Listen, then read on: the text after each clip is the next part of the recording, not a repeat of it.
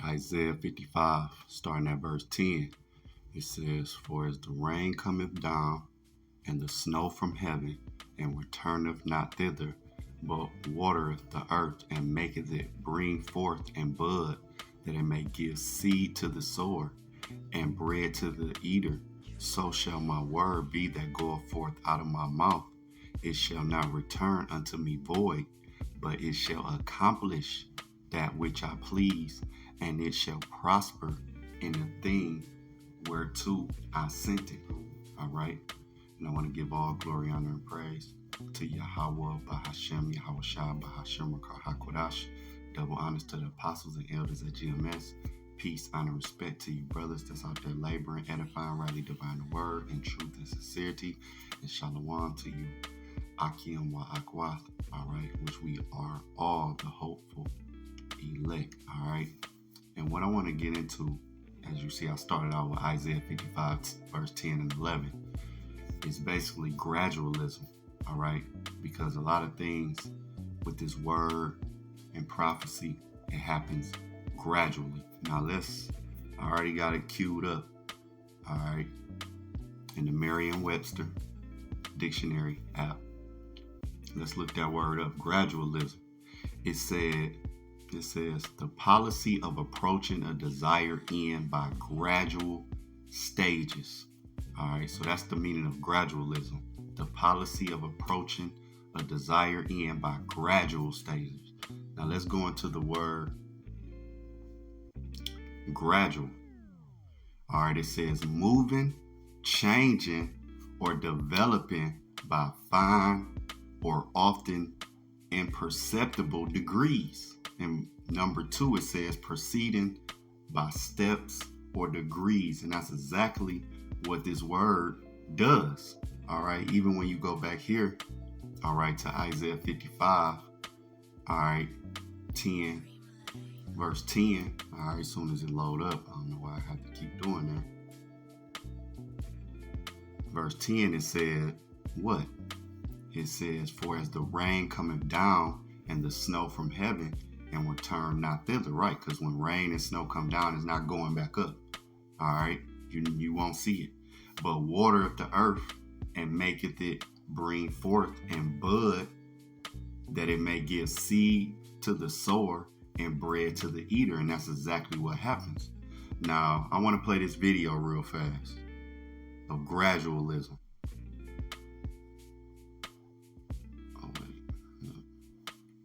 Last hand, I'm heading to my granddaughter's for dinner.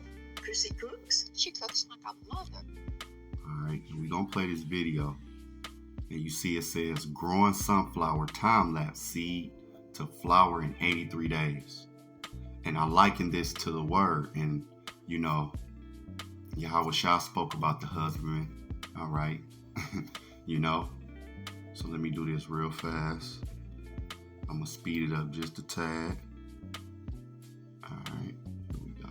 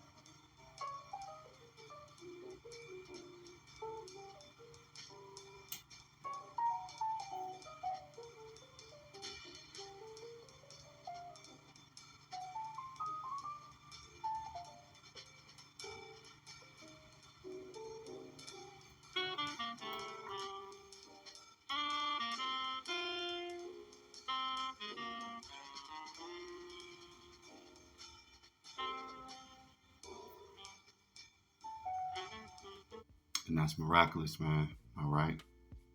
And this word is like a seed, okay? Because when we all first came into this truth, all right, a seed was planted. And then you have that seed to blossom into something, whether it be, fruit, whether it be, something that's going to be tossed out. All right. Some seeds go by the wayside, as the scriptures speak about. All right. And some brothers actually become teachers. All right. They went from listening and taking notes and, reading and studying all the time and soaking up the word, which is like akin to living waters. Okay. And then they go out and plant seeds. All right. And that's why I wanted to show this video. All right. And what happens is with this word and prophecy, it gradually happened. All right. Because, you have the MOTB. All right. Which is the CHIP. Okay. Well, in 1934, all right, you could have made an argument that wasn't true. All right. In 1957, you could have made that argument even more. All right. So now it says gradual, moving, changing, or developing by fine or often imperceptible degrees. Now let's look up that word imperceptible. Imperceptible. It says not perceptible by a sense or by the mind. Extremely slight, gradual, or subtle, meaning you sometimes don't notice it happening, just like with that flower. In the time lapse of them 83 days, you're going to see the stages, right? But you're not going to see it, like how we just seen it in a time lapse. All right, just like with the MOTB. All right, it's happening right now, but it's gradually happening, and it's been gradually happening. All right, it's been gradually happening all this time, and that's why I want to play this video, this next clip, because it's already been gradually happening.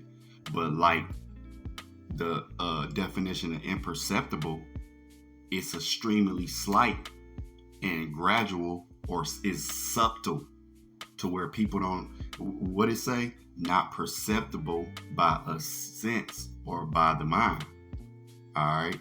So the whole time, let's say when we was using credit cards and debits, we didn't see it. Now you get to the point where it's just tap your card or palm scan. See?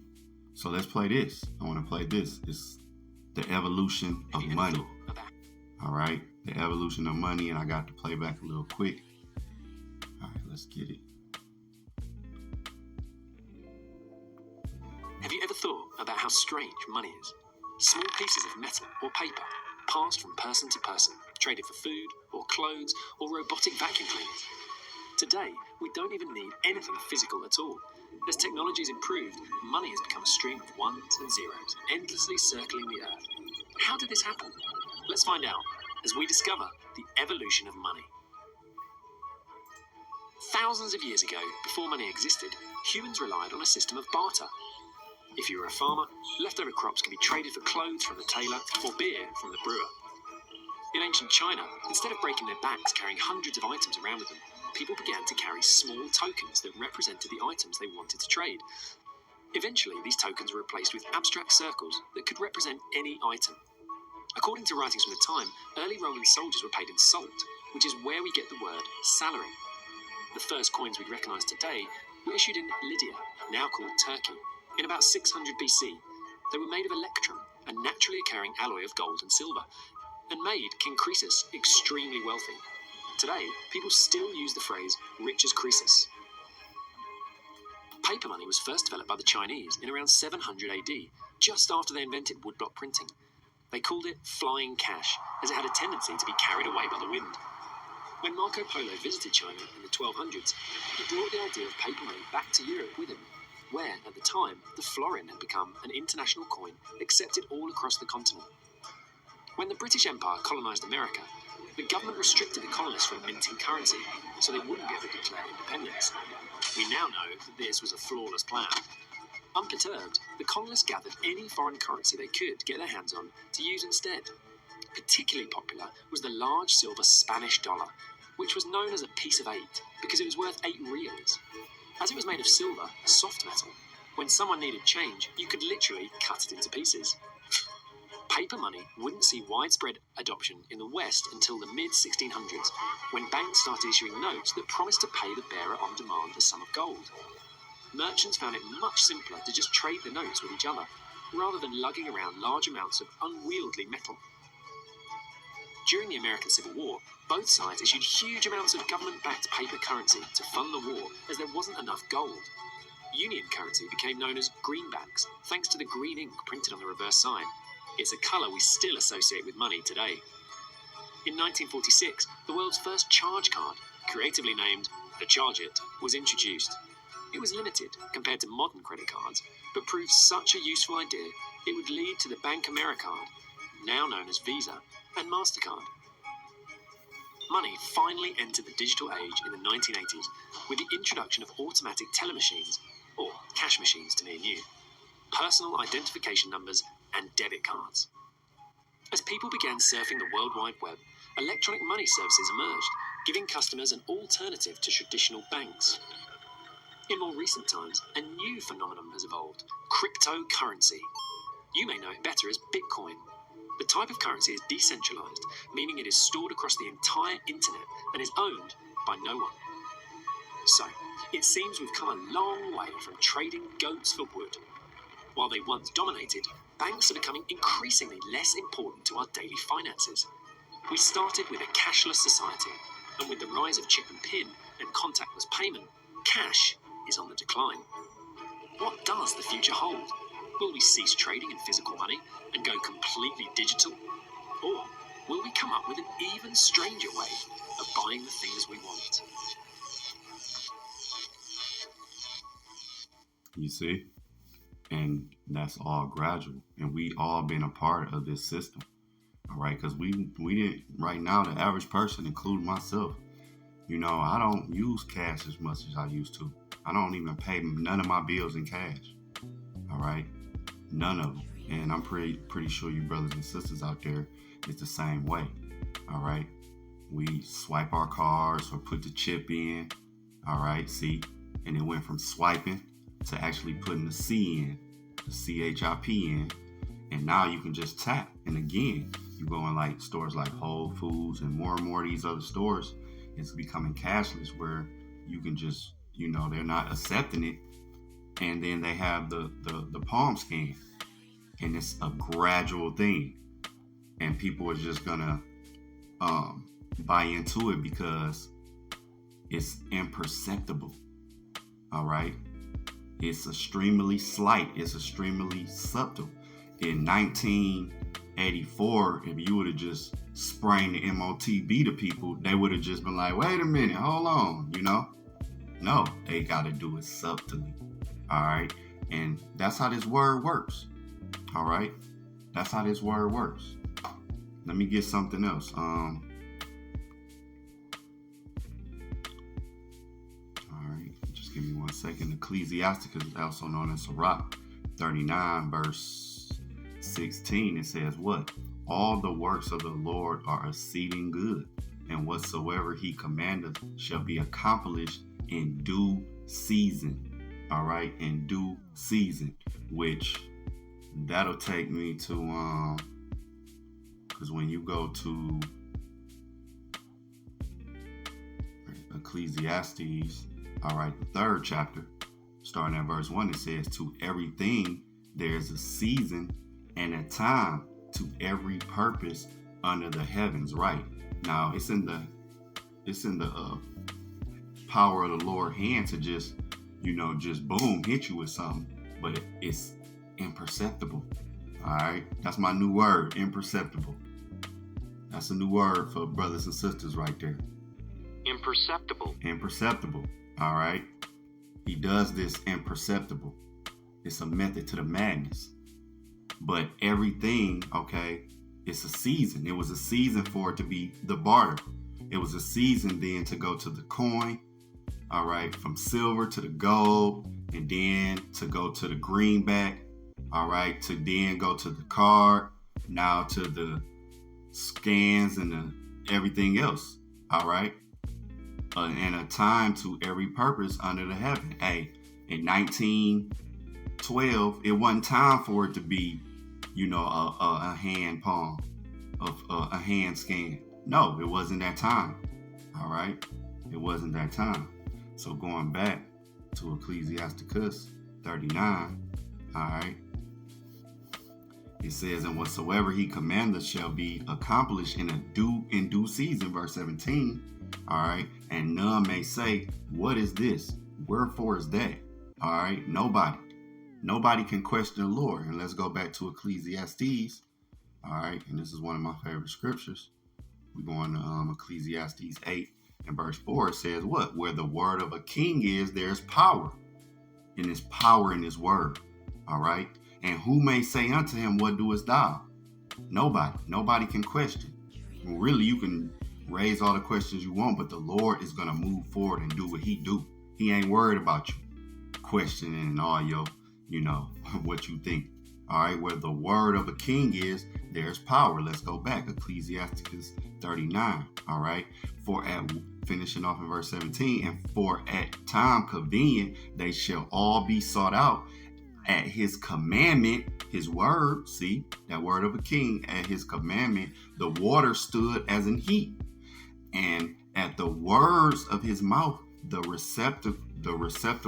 receptacles of water, all right, and at his commandment is done whatsoever pleaseth him, and none can hinder when he will save. So at his commandment, he's going to do whatever his pleasure is, which really go back to Isaiah 55. All right. So it was the Lord's pleasure to gradually bring in this system. All right. And it all went from barter to coin to paper. All right.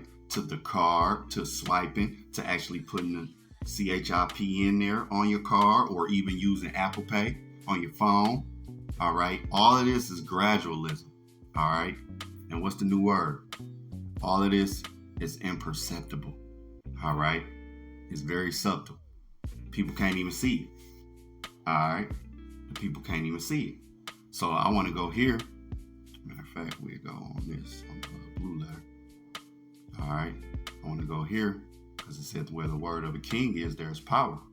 All right. And I just want to get this real quick, because when you go to Luke 21 and verse 7, starting at verse 7, it says, and they asked him, saying, Master, but when shall these things be, and what sign will be, Slakia, and what sign will there be when these things shall come to pass? All right. The disciples was asking more or less about the end. All right. And this is another imperceptible thing. And he said, take heed that ye be not dismayed, be Slakia. Take heed that ye be not deceived, for many shall come in my name, saying, I am a Mashiach, and the time draweth near. Go ye not therefore after them. But when ye shall hear of wars and commotions, all right, those wars and rumors of wars, what have we been hearing? All right, it's actual wars going on. You have the Ukraine and Russia, but you hear the rumors of wars of China, which ultimately is going to metastasize to WW3. But right now, it's a lot of talks, okay?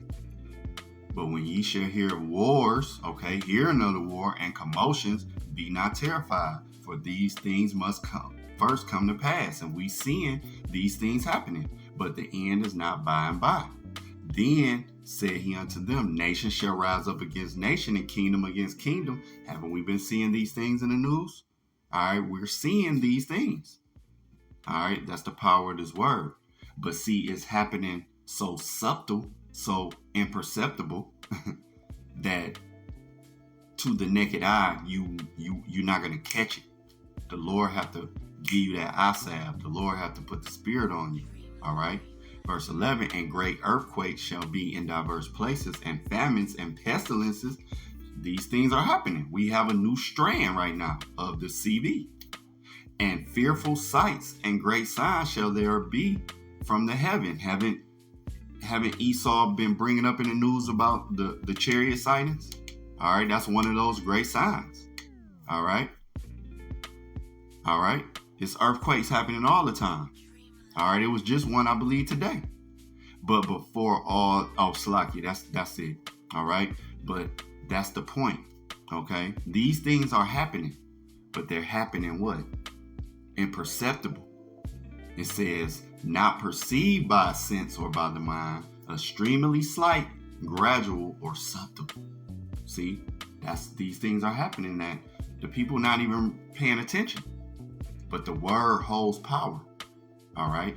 The word holds power. Matter of fact, let's go here. Revelation 13-16. It's a time and a season for this.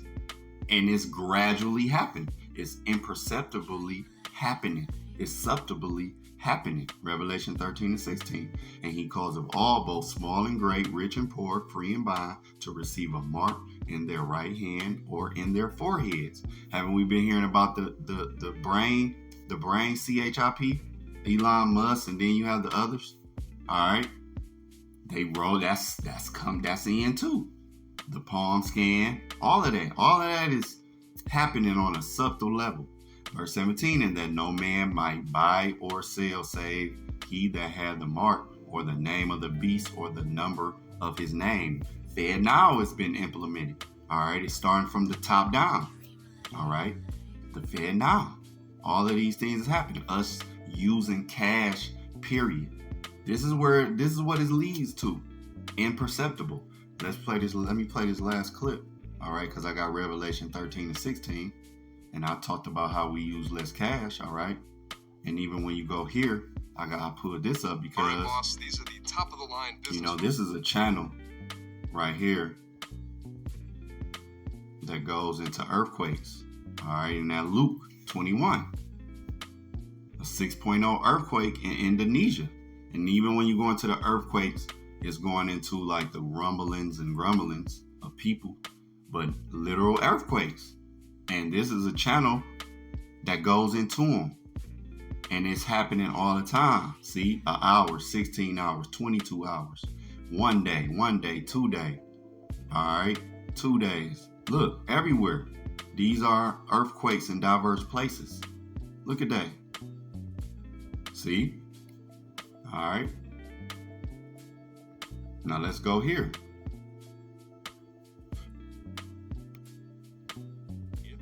Economy in the past year. With phones, more than $1 billion worth of physical cash has disappeared from the Australian economy in the past year. With phones and cards now the payment method of choice, Chris Calder tells us it probably means we're spending more than we realise. For years, cash was king, but not anymore. Hello there. I wondered if you had any change for a $50 note. No, I don't have any cash. Don't use cash anymore. And why is we all using less cash? Because where the word of a king is, there's power. All right. Where the word of a king is, there's power. We're using less cash because why? Let's go back here one more time. All right, I'm going to just let the video play. It says Ecclesiastes 39:17. And none may say, what is this? Wherefore is that? For at a time convenient, they shall all be sought out. At his commandments, the water stood as a heap, and at the words out of his mouth, Salakia, at the words of his mouth, the receptacles of water, and his commandment is done whatsoever pleases him. So it's the Lord commanding the whole world to just basically, because we get our instructions sealed, all right, in the slumbers of the night when we sleep. It's the commandment of the Lord for the world to use less cash. All right, you still have people that use the cash, but especially when you get to the younger generations, they really ain't dealing with cash. All right. You might have somebody, my mom's age in her 60. My mom's in her 60. They might still deal with cash more alike, but people my age and younger, they not really dealing with cash for real. All right. And that was at the commandment of the Lord to what? Fulfill biblical prophecy so everybody metal could get tested. All right, let's continue. Don't use cash anymore these days. No, definitely not. No change at all. Never? Never. Not having cash is much more convenient. For the first time since dollars and cents were introduced in the 1960s, Australia's cash supply is shrinking. We are becoming fully digitalised. In the last year, more than $1.1 billion in cash has disappeared from the economy. You see? Let me turn it back to regular speed. All right. 1.1 billion. Comes after a boom topped up Australia's cash stash to 100 billion. But now that looks like a peak as notes and coins are swapped for cards and phones. We're still producing cash out there, but we're just becoming more reliant on other ways to pay. And this is what you would expect. In fact, it's a trend that's long been in the making. It's reached the point where She three-quarters of said it's long been in the making. All right. Imperceptible. Gradualism. Australians are now considered low cash users by the Reserve Bank. The convenience of tapping has won, but there are downsides. Using a card often means paying an extra small surcharge, which does add up over time. But academics say a bigger factor is that paying with cash triggers a pain receptor in the brain. That doesn't happen when tapping with a card. And what they found... No, that's Esau just throwing his his madness in there. Okay. was that with cash, you are likely to use it less and pay less. Imagine going down to the cafe and handing over coins versus tapping with your card. You feel the difference. So cash is leaving an expensive hole as the pain of paying disappears with it. Chris Kohler, 9 News. No, yeah, that was just madness. But the reason why we're using less cash again, because it's the will of the Heavenly Father. All right. Where the word of a king is, there's power. Okay. So, Lord willing, that was edifying. To the next lesson. Shalom.